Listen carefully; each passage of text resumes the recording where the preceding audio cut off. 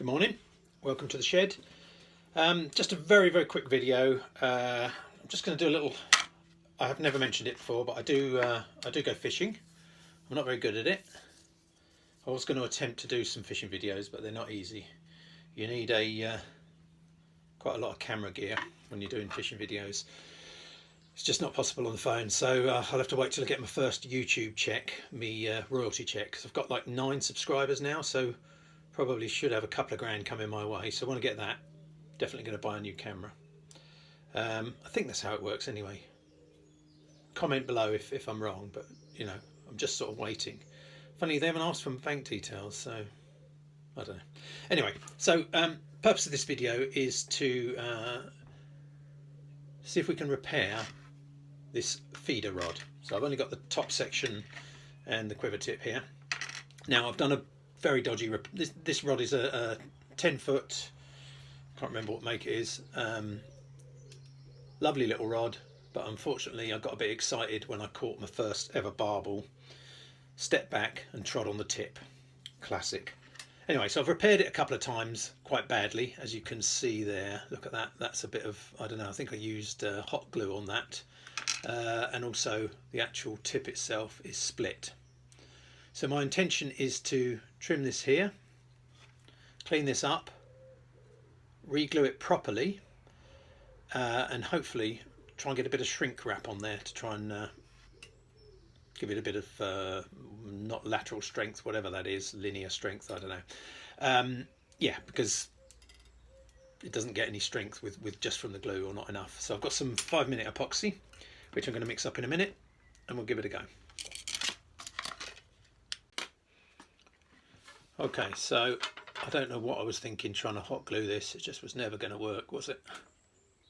I did use some 5-minute epoxy on it the first time I repaired it, and that worked okay, but I don't think I mixed it up properly, so it didn't seem to set correctly. So it's very important that we get the correct mixture.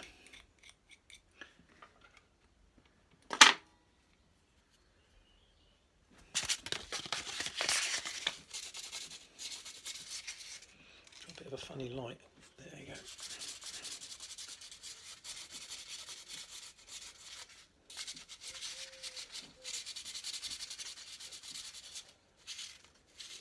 Always clean both surfaces, that's what they always say, and it's the thing that I never do. I wonder if that's why it never works. Still a bit of something on there.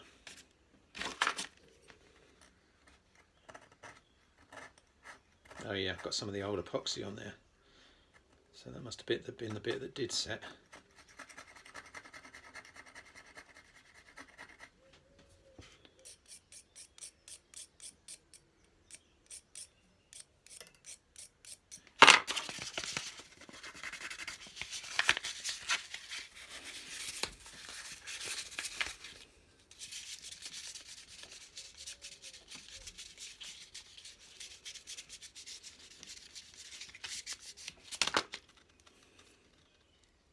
There you go, that's better.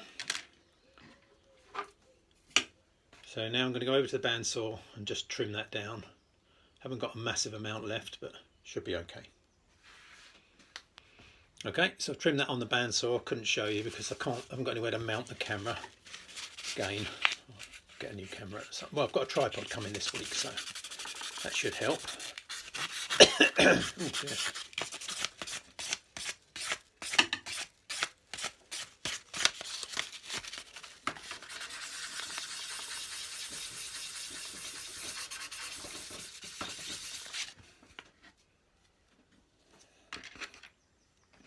Okay, it's nice and clean. Bit of slack in there, but I think we'll have to just manage with that. I'll tell you what I might do.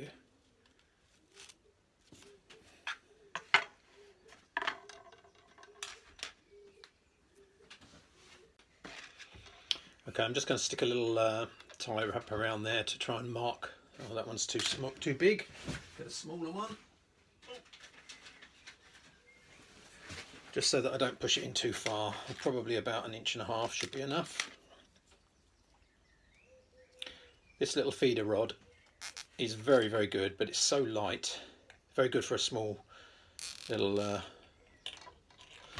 feeder like that. What's that, about 30 grams? No, that one's 25, no, 15 grams. Oh yeah, quite a little feeder. That's a Drennan one. Yeah, and I'll show you how I rig it up later. Again, I'm not really a expert fisherman. I get by. Okay, so we're going to be just going to use that just so that I know I've gone far enough. Going to mix up some glue now. Okay, so I've got a couple of bits of shrink wrap which I've slid up the quiver tip, and they're going to slide down over the join once I've put the glue in. Dog's chasing pigeons again. Okay, so mix up some glue. So this is standard Unibond stuff. I think the first time I did it, I'm such a tight ass, I didn't use enough, and therefore my mix, so I put a tiny bit of each on, and I don't think my mixture was 50-50. If I can ever get this thing off. Oh, bloody hell. Pliers. Okay, let's see if we can get this off now. It's probably glued itself. No, we're off. Okay, so I'm going to use a healthy amount.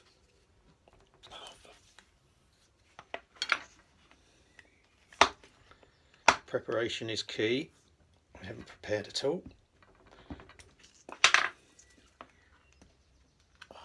See, one of them's sliding, but the other one isn't.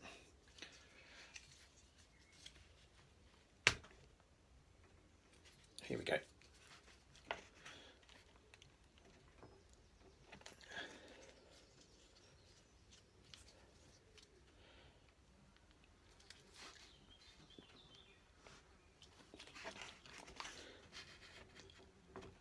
Bloody hell. I think it's better go in the bin afterwards. Here you go, it's coming out now.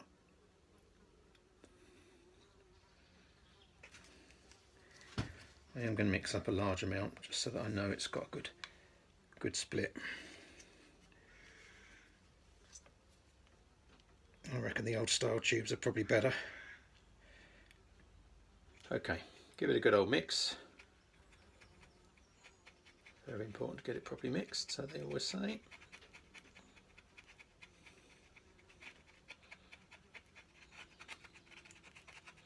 Okay, that should do it. Oh, it smells lovely.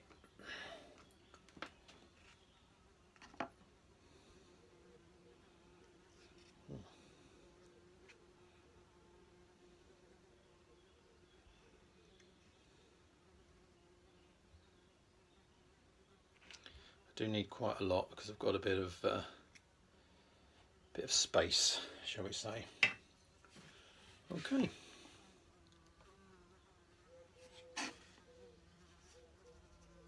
Just going to work it in.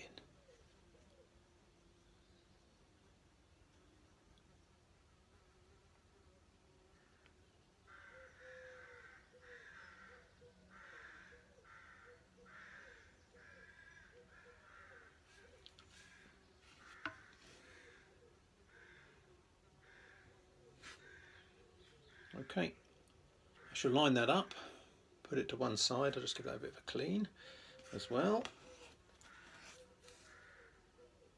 I'm not expecting it to be a super job, and I'm not expecting it to last forever.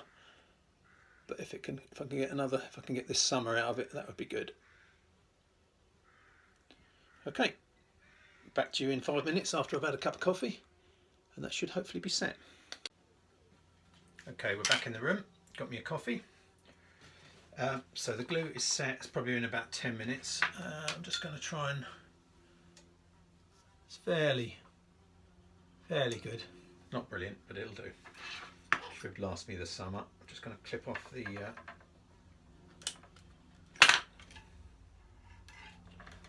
tie wrap thingy, zip tie. See if we can slide the... So I've slid the shrink rubber over there. I'm just going to try and shrink that using my blow lamp. Just move my coffee out of the way because that's definitely going to get knocked over. You may have noticed I'm quite clumsy. If there's something that can be knocked over, I will always knock it over.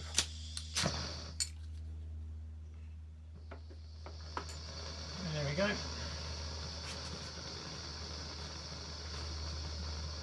Right, I need to sure get just the one bit of shrink wrap. I don't want to do two of them yet.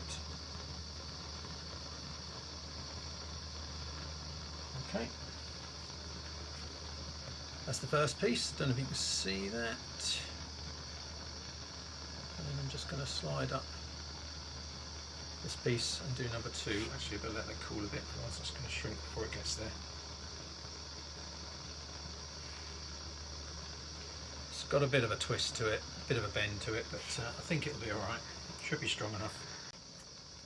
Okay, just oops, slide the next piece on. It's only just going to go. That's good, that'll give it plenty of strength. Warm that up.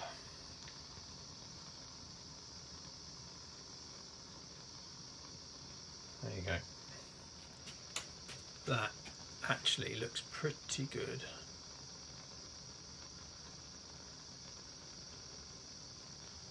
Turn that off before I burn my hair. By the way, my hair, God dear, lockdown haircut, desperately needed. Got another 6 weeks till my haircut is booked.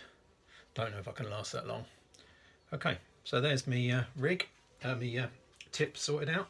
I'm going to just put a coat of yacht varnish on there just to keep out the weather. I'll do that outside though because I don't really want to get masked up. And then when that's dry, I'll show you how I rig it up. Okay, so I varnished that quickly. It's now dry. I am actually pretty happy with that. That's probably the best job I've ever done on a repair. I'm not really very skilled at this sort of thing. It's probably a good idea if you've got a YouTube channel to actually have a skill. I'm kind of making it up as I go along. Most people who have successful channels are quite good at something, so maybe I've got something to learn there. There's a guy called, actually I don't know what his name is, Marling Bates. I think his name's Nat, or Nate, American. He makes lures. Check him out, really, really good. And also he's quite funny, but he doesn't realise it. Okay, so yeah, we're ready to go. I had to give my, so this is the rod. This is a Shimano 10-foot commercial feeder. I don't know if you can see that on there, upside down. Force Master. Only a cheap rod, I think it was about 45, 50 quid, something like that. I had to go and give it a quick clean because it was in a disgusting state. That's one of the problems with feeder fishing. You stick your hand in your ground bait, whack it on your feeder, and then stick it on your rod, so you end up with a load of ground bait stuck to your rod. And as I'm not much of a tackle tart, I tend to just pack it away at the end of the session and only remember to clean that I should have cleaned it when I get it out again for the next session. Okay, so I'm going to thread this up and then I'll be back to you in a moment.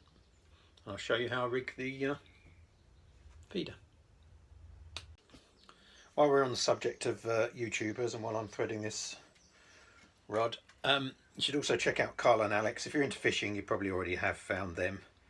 Two young lads, well, they started when they were about, I don't know, 11 or 12.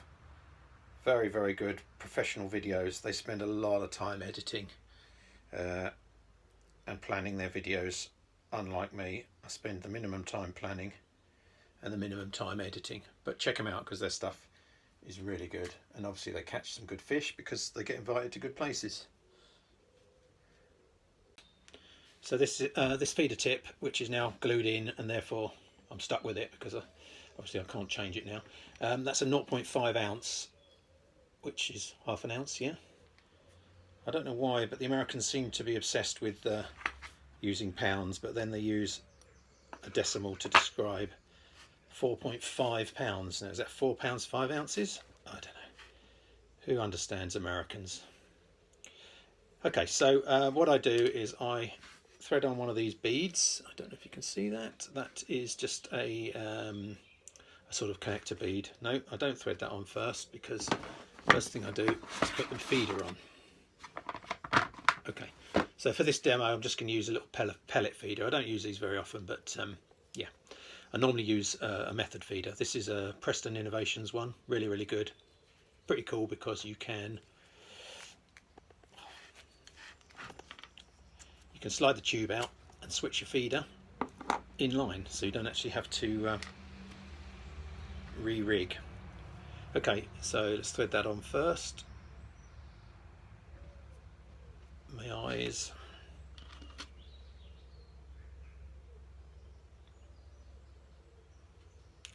So that'll be the feeder, then the bead, or the top of the connecting bead, quick change bead I think they call these, and they basically come with this little union here which you can slip your hook on and off. It's got a little I guess you can't see that, but there's a little hooking piece there, and then this bead goes down over the top and locks in place. So I'm just going to take the old line off there. Again, I probably should use a new one, but you know, I don't mind if I lose the odd fish through not having quite the right tackle. Okay, so am I brave enough to do a knot live or on camera? I am so rubbish at knots that I'm probably not. Get it? Yeah. Okay, so I use one of those, is it clinch knot or grinner knot, where you loop back over here, but I am all fingers and thumbs, as you can see. So 1, 2. If you want to see somebody do good knots, check out Graham at Totally Awesome Fishing. You probably already found him as well. Bit crazy, but very good. 5, 6. I normally do 6 or 7. Have to wet it, pull it tight, snick the end off, or the tag as they call it. I haven't got my scissors, but I've got a very sharp knife. That bead will come down over that once we lock the hook in.